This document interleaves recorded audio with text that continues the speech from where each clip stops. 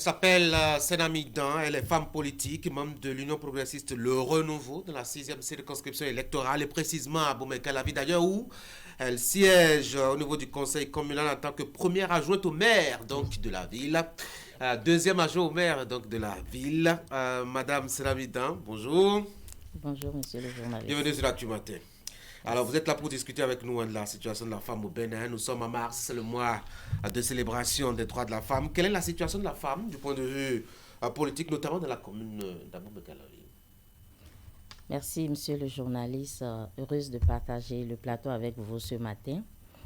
La situation de la femme politique, elle n'est pas spécifique à la commune d'Abomey-Calavi. C'est une situation d'ordre général. Et aujourd'hui, il faut dire que des efforts sont vraiment faits par le gouvernement du président Patrice Talon pour une amélioration de la représentation des femmes au sein des instances de décision. Par exemple à l'Assemblée nationale et dans les communes également et dans d'autres sphères de décision. Toutefois, il faut dire que des efforts restent à faire. Ah oui. Parce que quand nous nous référons aux dernières élections communales de 2020, sur un effectif de 1800 conseillers environ, nous n'avons que 70 femmes. À peu près. À peu près. Ça ne fait même pas le 1%, c'est ça? Voilà. Et sur 77 maires, nous n'avons que 4 femmes maires. Et donc, pour revenir à votre question, comme je le disais, nous notons vraiment une amélioration, mais des efforts restent à faire. Vous êtes une femme politique de la commune. Quels sont les problèmes de la femme quant à sa volonté de faire la politique, par exemple, chez vous? Et je pense que je viens de le dire. Ce n'est pas un problème spécifique À Boumé-Calavi. à Boumé-Calavi. C'est un problème d'ordre général.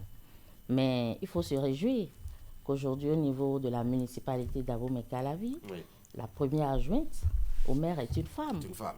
La deuxième aussi. La deuxième que je suis est une femme.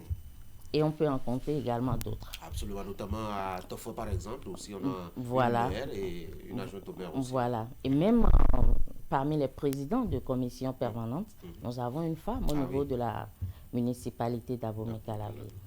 Et récemment, nous avons également noté l'entrée d'une femme parmi les chefs d'arrondissement. Merci. Et donc, comme je le disais, nous notons une amélioration, mais des efforts restent à faire quant au taux de représentativité des femmes. Femme du conseil communal, vous êtes témoin de comment les choses se gèrent et comment les décisions se prennent au nom de la commune. Est-ce que véritablement la femme a un poids, je dois dire, sur l'orientation des décisions qui sont prises? Monsieur le journaliste, vous savez, en tant que deuxième adjointe au maire, et je parle au nom des autres femmes, le conseil se gère normalement et de façon collégiale. Et donc les décisions sont prises ensemble et selon les tests qui nous régissent. Alors, quelle est l'influence donc des femmes sur le choix des politiques de développement de la commune? Est-ce que, on arrive à les consulter pour dire quelles sont vos priorités d'abord avant de penser peut-être à autre chose? Le PDC est déjà une réponse aux préoccupations des populations de la commune. Oui. Et quand on sait que les femmes sont le cœur d'une société, et donc nous, en tant que femmes au sein du conseil, quand il s'agit de prendre des décisions pour la mise en œuvre des activités du PDC, nous jouons notre rôle. Et donc, nous nous mettons ensemble avec les autres conseillers pour prendre des décisions pour le bonheur de nos populations. Des enquêtes ont mis à Boumé-Calavi il y a quelques années en tête des communes où le viol est en proportion inquiétante. Est-ce que le sujet fait débat et objet d'action, notamment dans les politiques d'intervention des acteurs de développement de la commune? Et comment ça se fait? Bien sûr, comme vous le savez, le viol demeure une question préoccupante au sein de la commune. Et j'avoue que les anciennes lois qui étaient prises n'étaient pas mises en application. Et donc on sentait vraiment un laisser-aller. Voilà, un laisser-aller. Mais avec la promulgation par le président de la République de la nouvelle loi 2021-11 et surtout sa mise en application, franchement, nous voyons que le phénomène a régressé. Surtout qu'aujourd'hui, les personnes qui s'adonnent à ces pratiques répondent de leur forfait et subissent les rigueurs de la loi. Voilà. Que faut-il faire aujourd'hui pour davantage mobiliser les femmes et les voir dans les sphères de pouvoir, comme vous le demandez, puisque malgré justement le contexte et l'amélioration des conditions, ce n'est pas encore le taux dont on rêve. Oui, la participation des femmes à la vie politique reste un défi. Et comme je l'ai dit tout à l'heure, vous savez, le président de la République s'investit depuis quelques années pour réduire les inégalités entre les hommes et les femmes. Et donc l'État, à travers ces réformes, a créé des conditions à la participation effective des femmes à la politique. Et j'en veux pour preuve, je l'ai dit tout à l'heure, nous remarquons tous, nous notons du moins une présence remarquable des femmes au Parlement. Et donc, Elles sont 28 actuellement, si mes chiffres sont exacts. voilà. Et donc, au niveau des communes, le taux de représentativité reste à améliorer. À booster. Voilà. Le parti UPL dont vous êtes membre a-t-il vraiment des actions de façon singulière et précise en faveur de la femme à Boumé-Calavi, où bon, chacun, enfin tout le monde est dans le panier, chacun se bat pour s'en sortir? Merci bien. Avant toute réponse, je voudrais quand même féliciter la haute direction de l'Union progressiste, mon parti, avec à sa tête bien sûr le président voilà, Diogbenou, qui fait énormément pour que les femmes s'impliquent et militent activement dans les structures de base du parti.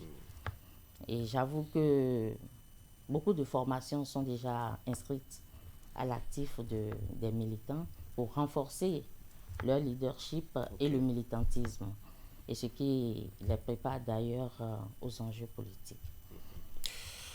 Au plan national, que pensez-vous des dernières réformes? Vous avez commencé à parler de lois votées à l'Assemblée nationale, le chef de l'État et tout ce qui va avec. Je rappelais encore quelques éléments qui ont quand même semé la polémique, provoqué la polémique. Vote de loi sur l'avortement, par exemple, qui a scandalisé plus d'un au Bénin. La question de l'enfant qui doit porter le nom de sa maman, même quand le papa est connu et qu'il est présent, par exemple, ça a fait beaucoup de polémiques. Quel est votre avis sur ces sujets? Monsieur le journaliste, vous savez très bien que ce sont des réformes courageuses qu'il faut encourager. Ah oui? Vous le savez.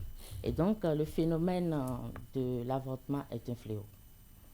Et vous savez que dans notre pays, nous savons les conditions dans lesquelles l'avortement s'opérait de façon clandestine et désastreuse. Et il n'y avait pas aussi d'ouverture pour les enfants d'échanger de la question avec les parents et vice-versa. Et donc, l'État a voulu prendre ses responsabilités. Et nous n'allons pas dire que c'est une promotion de l'avortement, mais plutôt une solution à des cas vraiment On a l'impression que spécifiques. justement c'est une promotion de l'avortement ou parfois même, en tout cas pour la compréhension que certains en ont eu, c'est que même quand vous êtes un homme et que la femme décide à son seul niveau d'avorter, elle peut y aller et de façon, il suffit juste de présenter les arguments qu'il faut. Non, pas du tout. La loi a été claire et les conditions dans lesquelles l'avortement peut s'opérer ont été vraiment définies. Et pour l'enfant qui peut porter le nom de sa maman? Mais oui, aujourd'hui, c'est possible qu'un enfant porte le nom de sa mère, mais sur consentement des deux parents. Sur consentement des deux parents. Et c'est bien pour vous. C'est Oh, une avancée. non, c'est bien parce que aujourd'hui, nous n'allons pas dire que l'autorité des hommes est foulée, mais au contraire, c'est juste pour réduire l'inégalité entre l'homme et la femme. C'est l'ami Dan, deuxième adjoint au maire d'Abomey Calavi. Un mot pour finir aux femmes de Calavi peut-être, aux femmes du Bénin peut-être, ou du monde entier. Merci bien. Mon mot ce matin sera un mot d'appel à la mobilisation, à la solidarité. Et que chaque femme du Bénin, en général, et de la commune d'Abomey Calavi en particulier, travaille et prenne sa place aux côtés des hommes pour le développement de notre chère nation. C'est l'Amidan. Merci beaucoup d'être venu sur l'Actu Matin. Deuxième Merci. adjointe au maire à la commune d'Abomey Calavi, membre de l'Union progressiste Le Renouveau et siégeant d'ailleurs à ce titre au sein du conseil communal. Merci d'être venu sur l'Actu Matin. Très bonne journée. Merci, par ailleurs. Mesdames et messieurs, on va passer maintenant aux informations sportives.